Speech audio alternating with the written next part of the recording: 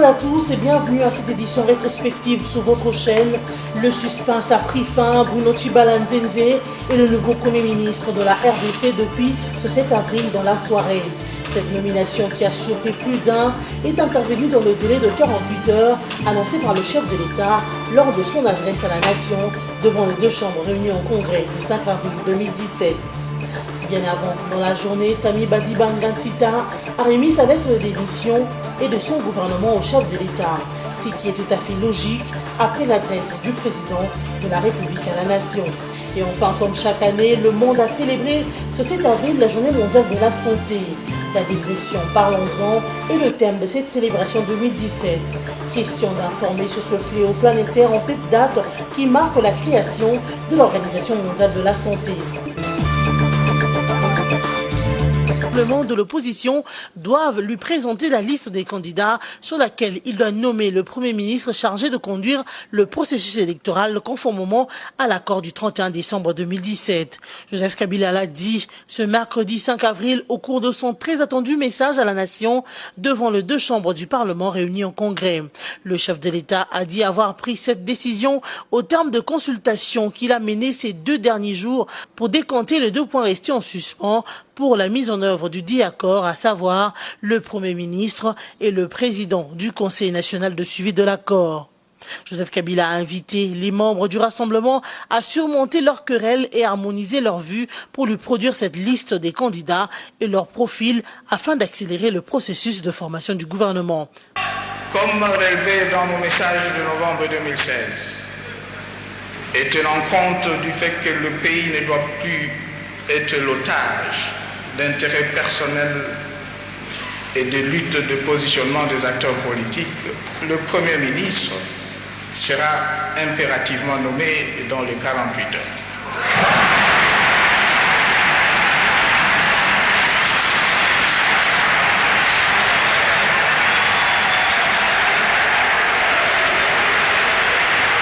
Quant à la désignation du président du Conseil national de suivi de l'accord, Joseph Kabila a recommandé au Parlement d'adopter rapidement la loi organique devant régir cette institution d'appui à la démocratie.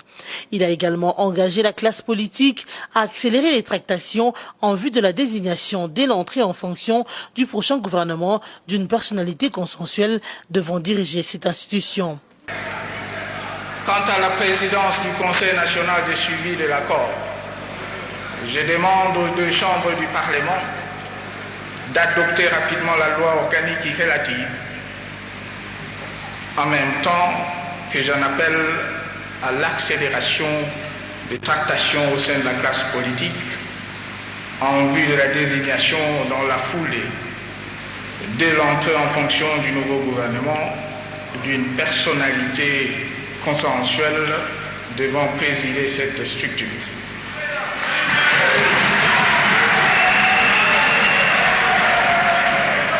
Auparavant, le chef de l'État a révisité le processus qu'il avait initié à travers sa thérapie du dialogue en vue de baliser le chemin devant conduire à des élections apaisées. Il est ainsi revenu au travail de recherche d'un consensus pour se faire à travers le dialogue de la Cité de l'Union africaine et le pré-dialogue qu'il avait précédé en Europe entre la majorité et l'UDPS. Joseph Kabila est également revenu sur les prolongations qu'il avait initiées pour plus d'inclusivité de l'accord du 18 octobre 2016 en confiant à la une mission de rapprochement de ceux qui n'y avaient pas pris part. C'est cependant avec regret qu'il a constaté l'échec de la médiation catholique sur les points restés en suspens. Tout en félicitant la CENI pour le travail abattu à ce jour en vue de la constitution du fichier électoral, Joseph Kabila a prévenu que les élections auront bel et bien lieu dans les délais prévus, que ceux qui en doutent encore soient rassurés. J'aimerais rappeler une fois de plus que l'objectif poursuivi en organisant le dialogue reste l'organisation des élections.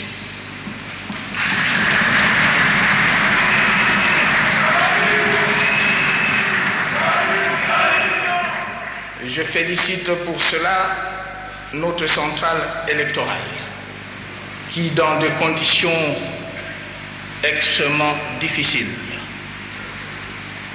a abattu un travail remarquable et ont permis à ce jour de dépasser la barre de 21 500 000 électeurs enrôlés, avec essentiellement le financement propre du gouvernement de la République, évalué à ce jour à 320 millions de dollars. Je voudrais annoncer solennellement à notre peuple que les élections auront bel et bien lieu.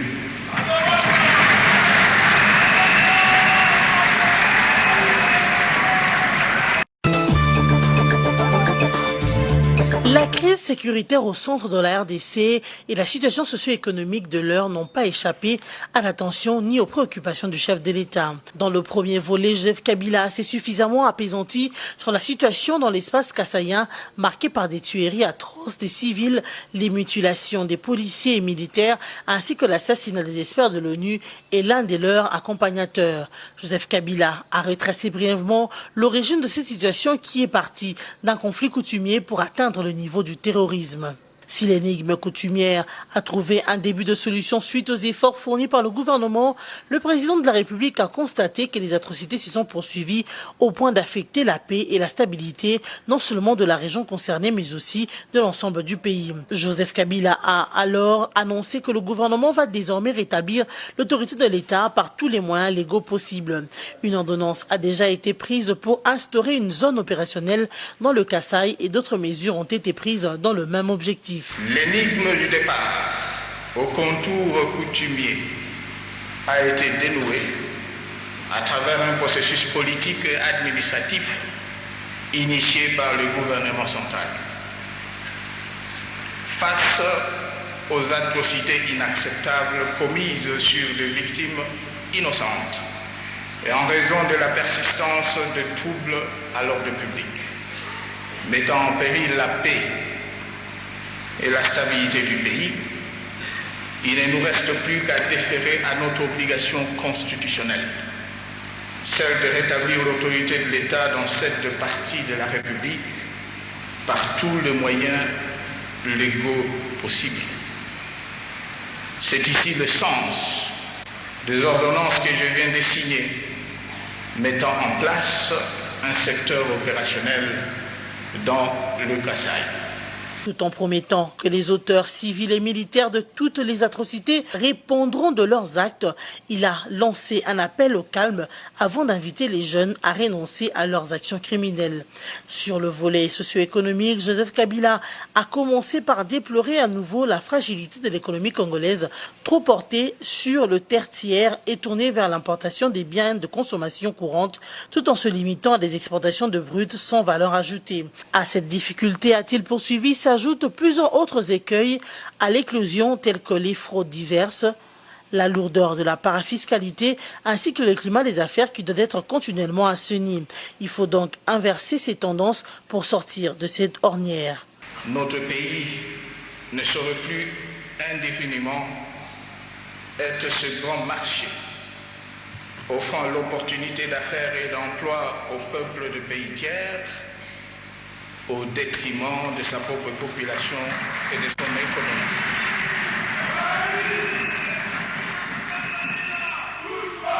Par ailleurs, les efforts de mobilisation de ressources internes seront poursuivis à travers la lutte sans concession contre la fraude douanière et fiscale, ainsi que la contrebande, grâce aux réformes fiscales nécessaires et grâce à l'implantation très prochaine au sein de nos régies financières de systèmes de gestion informatisés de contribuables fournis par une expertise appropriée.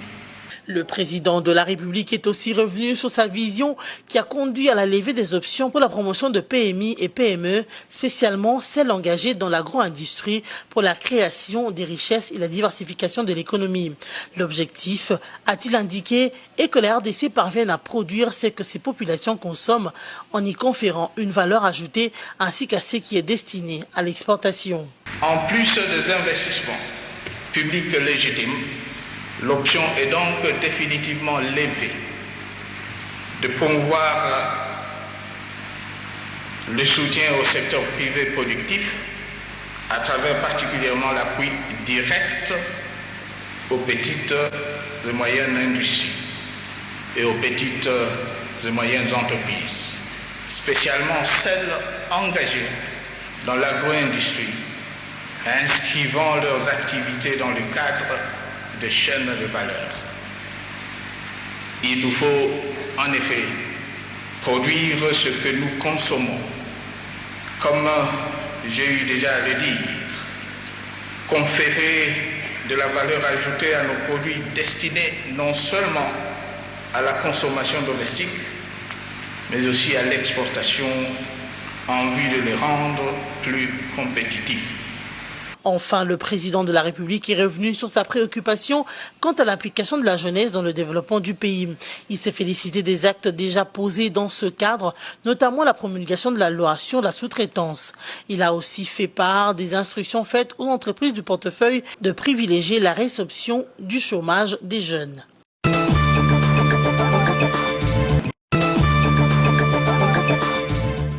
C'est officiel, Samy Badibanga Ntita a remis au chef de l'État la lettre de sa démission ainsi que son équipe gouvernementale ce vendredi 7 avril 2017 à 13h au Palais de la Nation. Badibanga a rendu son tablier en conformité avec la démarche menée par les présidents de la République qui, le mercredi dernier, dans son discours sur l'état de la nation devant les deux chambres du Parlement réunies en congrès, avait annoncé la nomination d'un nouveau Premier ministre dans les 48 heures. Lundi et mardi dernier, Joseph Kabila avait mené des consultations avec les forces politiques et sociales afin de finaliser le point resté en suspens dans les négociations politiques après la fin de la médiation de la CENCO, à savoir la nomination du Premier ministre et du président du Conseil national de suivi de l'accord. Seul le rassemblement L limité et la société civile qui lui est proche ont décliné l'invitation du président de la République. Nommé Premier ministre par le chef de l'État le jeudi 22 novembre 2016, au terme de l'accord politique du 18 octobre 2016 ayant sanctionné les négociations de la Cité de l'Union africaine, Samy Badibanga a été investi à l'Assemblée nationale le 22 décembre 2017. Samy Badibanga aura donc exercé ses fonctions pendant 104 jours. Il s'est retiré pour permettre l'application de l'accord du 31 décembre qui attribue la primature au rassemblement. Fini le questionnement, le président de la République, Joseph Kabila, a nommé Bruno Tshibala Nzenze à la tête de l'exécutif national par ordonnance numéro 17/100 du vendredi 7 avril 2017. Cette nomination intervient 2 jours après l'adresse du chef de l'État à la nation devant les deux chambres du Parlement réunies en congrès. Le nouveau Premier ministre aura pour tâche principale l'organisation des élections à la fin de cette année 2017, le rétablissement de la sécurité dans le centre du pays et l'amélioration des conditions socio-économiques de la population. Pour la petite biographie, né le 20 février 1956, Bruno Tshibala est âgé de 61 ans. Il a été avocat au barreau de Bandundu depuis 2004. Bruno Tshibala Nzenze est licencié en droit depuis 1989, option droit public de l'université Mariam Gwabi à Brazzaville.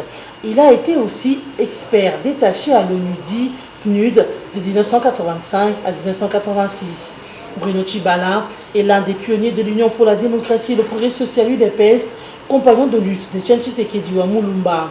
Il a été secrétaire général adjoint de l'UDPS et porte-parole du Rassemblement avant d'être exclu du parti le 4 mars dernier pour ne pas avoir reconnu le nouveau leadership de la plateforme de l'opposition et avoir accepté la désignation de Joseph Olenga-Nkoy à la présidence du Conseil des sages. Alors que l'étudiant Bruno Tshibala était présent lors de la rédaction de la lettre de 13 parlementaires en décembre 1980, pendant lequel il a participé à la réunion préliminaire de la création de ce parti avec Etienne Tshisekedi Mulumba, Joseph Ngalula, Anakle Makanda, Isidore Kanona, Grégoire Dikonda et Kibasa Maliba. Premier ambassadeur itinérant au sein de l'UDPS, membre du premier directoire provisoire national du parti mis en place le 27 septembre 1982. Membre de la commission préparatoire de la conférence nationale souveraine en 1992, il a été le président de la sous-commission de biens aérianisés, privatisés et radicalisés de la grande commission de biens mal acquis. À l'élection de Etienne Tshisekedi à la primature, il devient ainsi conseiller juridique au cabinet de finances. De son propre aveu, il a été arrêté plus de 15 fois entre 1980 et 2016 à cause de sa lutte aux côtés d'Etienne Tshisekedi. L'actuel locataire de la primature, Bruno Tshibala Nzenze, remplace donc Samy Badibanga Ntita, président du groupe parlementaire de l'UDPS et allié. Nomination imminente du nouveau Premier ministre par le président de la République, Joseph Kabila Kabange. C'est en principe ce vendredi 7 avril 2017 que le chef de l'État devrait nommer un nouveau chef du gouvernement devant succéder à Sami Badibanga. Ce, tel que promis le mercredi 5 avril dernier lors de son discours à la nation devant les deux chambres du Parlement réunies en congrès. Du côté de la conférence épiscopale nationale du Congo, SENCO, l'on espère que le président de la République, Joseph Kabila, va nommer un Premier ministre en tenant compte de la proposition lui faite par les évêques le 28 avril dernier au cours de l'audience leur accordée à l'issue de leur mission de bons offices. D'après l'abbé Donatien Solé, secrétaire général de la SENCO, sa structure suppose que la nomination du Premier ministre se fera dans le respect de l'esprit de la lettre de l'accord. Selon le prêtre catholique, le fait que le chef de l'État ait demandé au rassemblement d'harmoniser leur point de vue signifie que tout devrait se faire en concert avec cette plateforme. Pour rappel, le président de la République, lors de son discours au Congrès le 5 avril dernier, avait promis de nommer un Premier ministre dans les 48 heures, conformément aux consultations qu'il avait initiées après l'échec de la signature de l'arrangement particulier à la SENCO.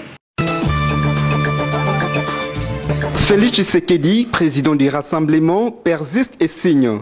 Pas question de donner 3 noms au chef de l'État pour nommer le Premier ministre de la transition. Alors que la majorité présidentielle ne jure que sur 3 candidats premiers ministrables, le Rassemblement, lui, ne parle que d'un seul candidat. Répondant aux questions du magazine Top Press, les 3 personnes que veut l'AMP sont celles qui risquent de passer à un deal avec le pouvoir en place au détriment de leur plateforme. Ces détracteurs, parmi eux d'ailleurs, il y en a un pour qui je me suis battu personnellement pour que son nom soit sur la liste de décrispation. Moi. Vous parlez de Roger Lumbala. Parce que j'ai fait partie de la commission de décrispation. Vous parlez de Roger Lumbala. Il y en a un parmi eux pour qui je me suis battu pour que son nom soit sur la liste des 7 cas emblématiques. Et je vous épargne le nombre de messages et autres supplications qu'il m'envoyait de là où il était pour que son nom soit là. Je vous l'épargne. Mais à cette époque-là, il était prêt à me lécher les pieds. Hein. Et vous entendez ce qu'il dit aujourd'hui? Sur moi, sur mon défunt père? Et vous voulez qu'on donne une liste de 3 noms pour qu'il y ait ce genre de personnage et qu'il puisse passer un deal avec le régime? Non. C'est un nom, comme l'accord l'avait dit, ou rien. Manifestement, Félix Tshisekedi s'est retrouvé loin, bien loin de ses aises face aux militants de l'UDPS, aux esprits déjà formatés par un discours stéréotypé sur la situation politique de l'heure. Il est temps pour que la majorité et l'opposition mettent leurs égos à côté pour privilégier l'intérêt général de la nation. Et ce, autour du chef de l'État, Joseph Kabila Kabange, garant de la nation qui a déjà commencé les consultations. Après son arrivée surprise pour rencontrer le président de la République le mardi 4 avril dernier, lors de consultations récentes au Palais de la Nation, Valentin Moubaké, l'ancien bras droit d'Etienne Tshisekedi, a été exclu du parti Union pour la démocratie et le progrès social UDPS. Cette décision est tombée le mercredi 5 avril dernier à l'issue d'une séance extraordinaire convoquée ce même jour au siège de l'UDPS. Pour la présidence de l'UDPS et contre toute attente, Valentin Moubaké a violé la ligne de conduite adoptée par le parti en rencontrant Joseph Kabila, alors que le rassemblement de forces politiques et sociales acquises au changement, le Félix Tshisekedi, dont l'UDPS est membre, avait levé l'option de ne pas se rendre à l'invitation du chef de l'État. Désormais, le parti politique UDPS interdit à Valentin Moubaké d'utiliser la dénomination du parti, ses insignes, son logo et de parler en son nom, conformément à l'article 7 du règlement intérieur du parti. De son côté, en réponse de cette décision, Moubaké révoque à son tour Félix Tshisekedi et Jean-Marc Kabound. Vous vous souviendrez, par contre, qu'au sortir de son entretien avec le chef de l'État le 4 avril dernier, Valentin Moubaké avait déclaré de ne pas avoir peur des représailles de sa famille politique. La famille et le parti d'Etienne Tshisekedi, l'Union pour la démocratie et le progrès social, réfléchissent profondément pour enterrer l'ancien leader Maximou dans son village natal à Kabeya Kamwanga ou à Mbujimai dans le Kasaï oriental. Une affirmation de Peter Kazadi, ancien conseiller juridique d'Etienne Tshisekedi. Dans une déclaration faite à la radio Okapi, Félix Tshisekedi a indiqué que cette prise de décision est consécutive à la mauvaise foi du gouvernement qui ne veut pas réserver de funérailles dignes à Etienne Tshisekedi.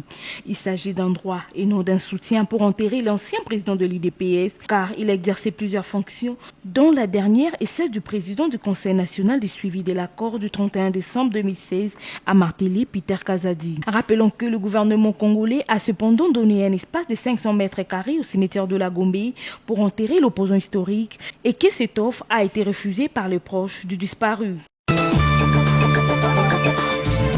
Rapatriement hier mercredi dans leurs pays respectifs des corps de 2 experts de l'ONU tués dans le centre de la République démocratique du Congo dans la foulée des violences meurtrières entre les rebelles et les forces de sécurité congolaises. L'Américain Mike Sharp et la Suédo-Chilienne Zaida, qui enquêtaient sur les violences dans la province du Kasaï central, ont été retrouvés morts 16 jours dans une fosse commune après avoir été enlevés le 12 mars dernier par les miliciens Kamwina Sapo. Il importe de noter que des cérémonies en mémoire de ces 2 experts de l'ONU ont été organisées à Goma et dans plusieurs autres sites de la MONUSCO en RDC. Les circonstances de l'assassinat de ces 2 experts ainsi que leurs 4 compagnons congolais font l'objet d'enquêtes menées par la justice congolaise et par l'ONU elle-même. Hier, devant le Congrès, le président Joseph Kabila a appelé à 1 minute de silence pour honorer leur mémoire et celle de toutes les victimes des violences dans les 2 provinces de Kasaï. Timide réveil, comme à chaque appel à des manifestations, la ville de Kinshasa a connu une activité plus ou moins normale en dehors des écoles qui sont restées fermées depuis samedi dernier pour les vacances de Pâques. Les Kinois ont comme d'habitude préféré observer la température de la journée. Ce n'est qu'à partir de 8h30, la ville s'est quelque peu emballée aussi bien sur les grandes artères de la capitale que dans les principaux lieux des négoces. Mais aussi certains magasins sont restés fermés, non pas en réponse à l'appel à la ville morte, mais par prudence vu les expériences du passé où les commerces étaient particulièrement ciblés par des manifestants. Certains Congolais ont condamné l'appel du rassemblement qui ne représente rien aux yeux du peuple. Papa, nga nzambe to du jour, nga grève ezala te, nga na yaka na ngai. Nga nzambe to du jour na zana kisina na ndaku te, ona ko bomba ke na yate po na soulager na ngote. Nga na yaka chaque jour. Donc grève ko te pala nga ko te lobele ngelo kote. Pala na yo ke mbuka sa calme, à l'aise. Donc qui mezali on ne peut pas aussi demander à maman de rester à la maison pendant que bazan est lourd ça te les até maman onyo somo na o ba tank sa bana à l'université. Alors ce va fungoli te banana lobby TPza parce que ce ba bi journée ville morte lobby classe ezala. Pas il faut pas qu'il doit payer les transports. Heureusement le transport aujourd'hui bas record. Le reste est où nous allons dans ces pays. Toutefois, les points chauds habituels de la capitale ne se sont pas emballés comme à l'accoutumée, tels que l'UPN, la Tchangou et la place Victoire. La même situation s'est observée dans certaines villes à travers le pays. À Goma, nos reporters ont été unanimes pour affirmer que l'appel n'a pas du tout été suivi. Même dans une certaine mesure, à Lubumbashi où la vie était plutôt normale. Rappelons que la coalition des forces de l'opposition a appelé à une journée ville morte pour exiger l'application de l'accord de la Saint-Sylvestre. L'humanité tout entière a célébré ce vendredi 7 avril 2017 la journée mondiale de la santé. Le thème retenu pour cette année est la dépression, parlons-en. En effet, l'Organisation mondiale de la santé, OMS, choisit chaque année une maladie pour la célébrer. C'est ainsi que pour cette année, il a choisi la dépression. Elle est une maladie qui se caractérise par une tristesse persistante, une perte d'intérêt pour les activités qui, normalement, procurent du plaisir et une incapacité d'accomplir les tâches quotidiennes. Il a été observé que les personnes les plus âgées sont le plus exposées à cette maladie physique. En choisissant ce thème, l'Organisation mondiale de la santé vise à communiquer autour de ces fléaux planétaires. Il est de préciser ici que la stigmatisation autour des troubles mentaux, y compris la dépression, reste un obstacle dans le monde entier. Il convient de retenir aussi que la Journée mondiale de la santé est une journée internationale qui se célèbre le 7 avril de chaque année pour marquer l'anniversaire de la création de l'Organisation mondiale de la santé OMS et offre une occasion de mobiliser l'action autour d'un thème de santé publique qui concerne le monde entier. C'est dans le cadre des festivités marquant les 50 années d'existence de l'Institut national des arts, INA en sigle, que les autorités de cette institution supérieure ont organisé le festival de films et d'école ouvert ce mardi 4 avril 2017. À l'ouverture de ce festival, les allocutions ont été prononcées devant l'assistance, en commençant par le chef des travaux et chef des sections en art dramatique Nkoko Narcisse, qui a fait office des modérateurs. La deuxième est celle du directeur général de l'INA, le professeur Yoka Lié Moudaba, qui a, dans ce mot de circonstances, encouragé les étudiants à produire davantage des films. Moi, je voudrais vraiment en profiter pour féliciter le chef de la section dramatique, le professeur Narcisse Coco, ainsi que son comité de gestion, pour cette initiative. Parce que ça permet aux étudiants de s'améliorer, mais ça permet au public de connaître mieux les méandres de l'INA en toute matière. Après ce discours des bienvenus, 2 films ont été projetés pour ce premier jour du festival, notamment Pourquoi pas moi et Coulisses de mon reflet. Une projection qui a ouvert le débat sur l'importance d'un film d'école. À cet effet, le directeur général de l'INA a reconnu le travail abattu par ses prédécesseurs. Le professeur Yoka a également dégagé les perspectives d'avenir de l'institution qu'il dirige depuis plus de 6 ans. Si je continue à être dans cette place, c'est que quelque part, je suis satisfait. Mais je suis satisfait d'abord de ce que mes prédécesseurs ont fait. Il faut leur rendre hommage. Tous ceux qui m'ont précédé, je suis peut-être le 11e DG de l'INA, mais les 10 autres n'ont pas démérité. Il faut leur rendre hommage. Je ne fais que poursuivre ce qu'ils ont commencé. Dans quel domaine? Moi, j'ai toujours dit, mon mandat s'inscrit sur 3 C. Il y a C comme créativité artistique et culturelle. Il y a C comme conscience, car science sans conscience n'est que ruine de l'âme. Mais il y a C aussi comme concorde, comme paix sociale. La réussite d'une institution académique comme la nôtre tient à ces 3 principes. Il faut que nous produisions. Rappelons par ailleurs que ce festival du film se poursuit jusqu'au mercredi 5 avril 2017 dans la salle Mikanza de l'INA.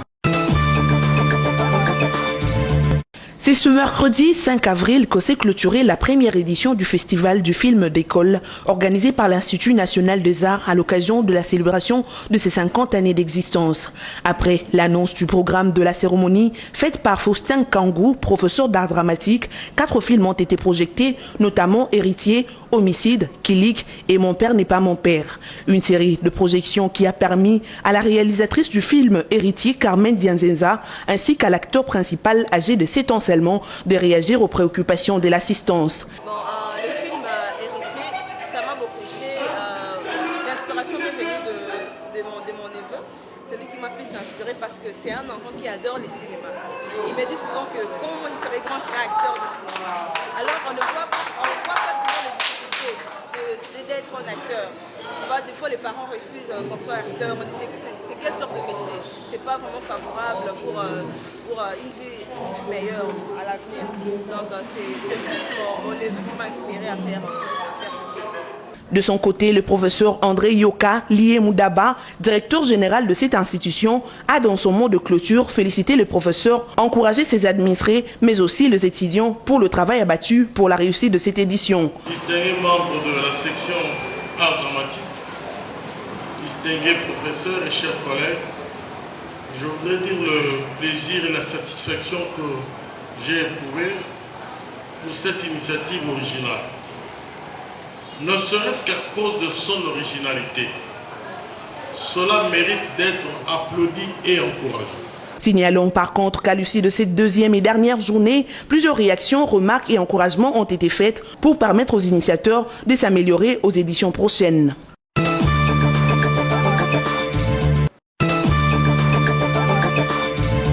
Bonne nouvelle pour les amoureux du ballon rond. La radio-télévision nationale congolaise RTNC retransmettra tous les matchs du play-off de la Ligue nationale de football. C'est à l'issue de la réunion de ce mardi 4 avril entre le ministre des Sports Willy Bakonga, la Fédération congolaise de football association FECOFA, la Linafoot et les représentants de la chaîne publique que la solution à ce problème de retransmission a été trouvée. Selon Kabulo Mwana Kabulo, responsable de la direction sport de la RTNC, la chaîne nationale a désormais le droit de diffusion des matchs des playoffs de la Ligue nationale de football Linafoot à partir de la deuxième journée ce samedi 8 avril 2017. D'ici samedi, le ministère des Sports n'entend que le cahier de charges de la FECOFA, a-t-il indiqué.